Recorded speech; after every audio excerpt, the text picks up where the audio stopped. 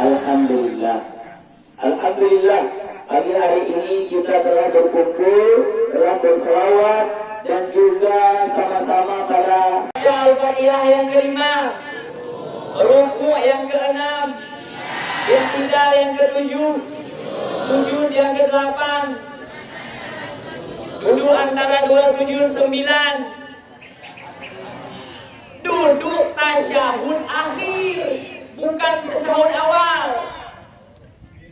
Duduk tasyahud akhir yang ke-10. Nah, mulai. Setelah duduk tasyahud akhir, membaca tasyahud akhir yang ke-11.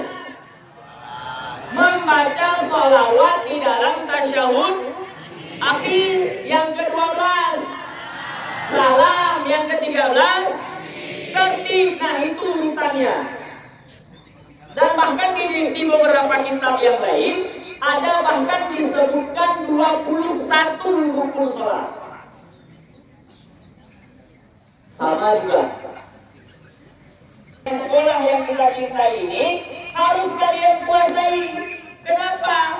Karena tidak akan sah ibadah kita kalau di dalam ibadah kita tersebut tidak didahului dengan ilmu pengetahuan tentang ibadah itu. Kalian sholat gak?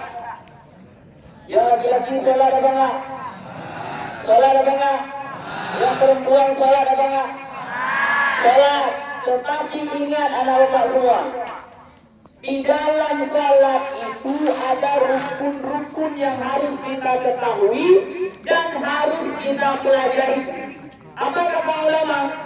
Barang siapa yang beribadah tidak dengan ilmu, maka ibadah tersebut mardudatun la tuqbalu, ditolak, tidak diterima.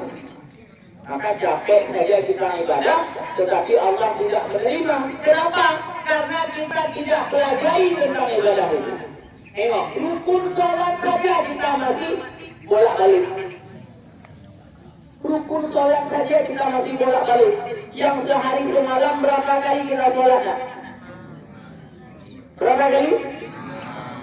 5. Yakin? Nah, kita sholat 5 kali dalam sehari semalam. Berapa rakaat berarti? 17 kali sholat. Dan bahkan kalau 17 kali rakaat, 17 rakaat kita sholat, berarti 17 kali kita membaca surah Al-Fatihah. 17 kali kita membaca surah Al-Fatihah. Ada berapa ayat di surah Al-Fatihah? Berapa ayat di surah Al-Fatihah? 7 apa 8? 7 apa 8? Berapa? 8. Ayo, coba ikut. Baca semua. 1, 2, 3. Bismillahirrahmanirrahim.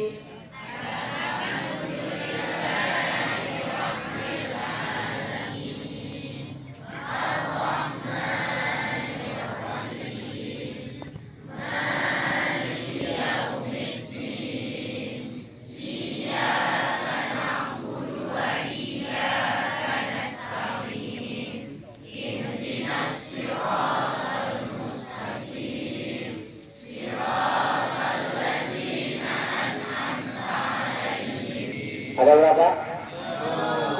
7 ayat di dalam surah Al-Fatihah. Coba sekarang kita lihat. Ini ada waktu 10 menit lagi. Coba sekarang kita lihat apa kesalahan-kesalahan kita di dalam membaca surah Al-Fatihah.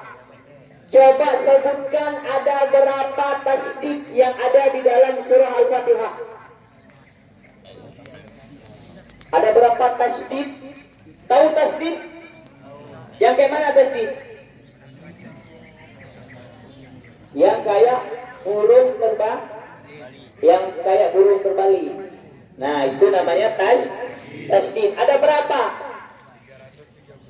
Yang ada Al-Quran coba buka. Ada berapa tasdid? Ada 14 tasdid di dalam membaca surah Al-Fatihah. Maka jika di dalam pembacaan surah Al-Fatihah di dalam salat kita tidak terpenuhi 14 tasdid tersebut, maka tidak sah salat kita. Mana contohnya? Iyyaka na'budu wa iyyaka. Nah, kalau salah kita baca Iyyaka na'budu wa iyyaka nasta'in, maka tidak kita membaca surah Al-Fatihah di dalam salat. Kurang tasdidnya. Maka yang perlu kita katakan, semua itu anak bapak semua itu harus kita pelajari.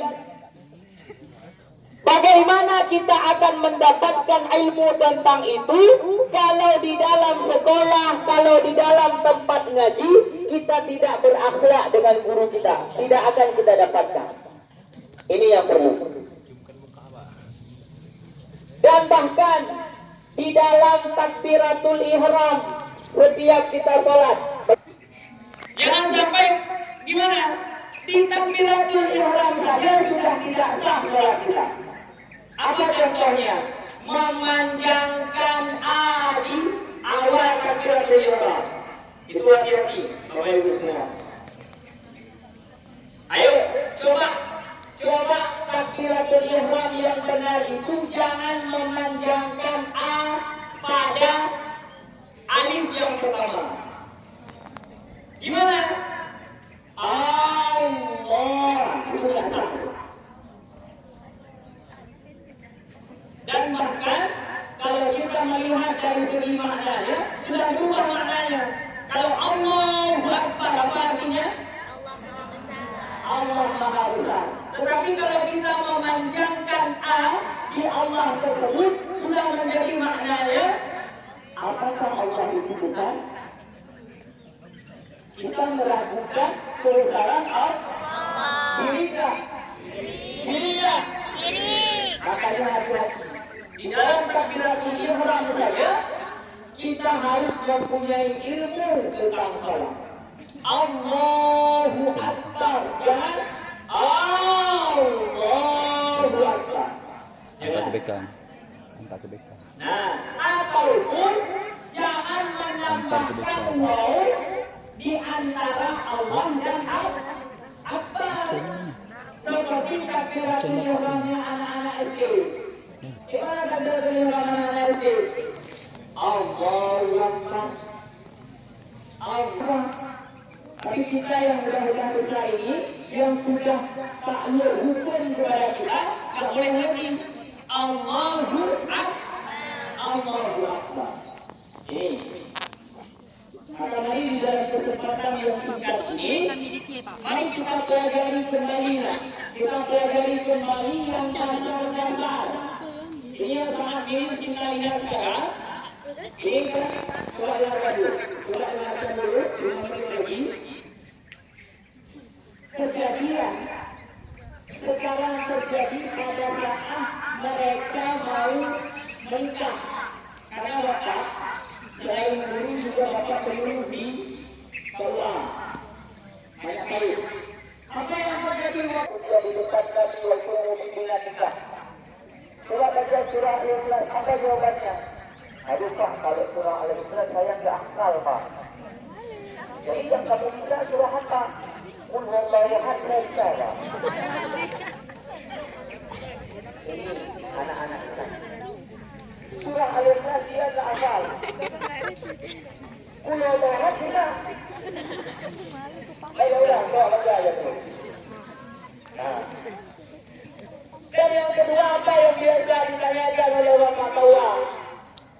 Coba baca istighfar sekali, kata Pak Tawa. Coba baca istighfar sekali, dia siap-siap dengan sikapnya kan. Asyhadu an la ilaha illallah. Istighfar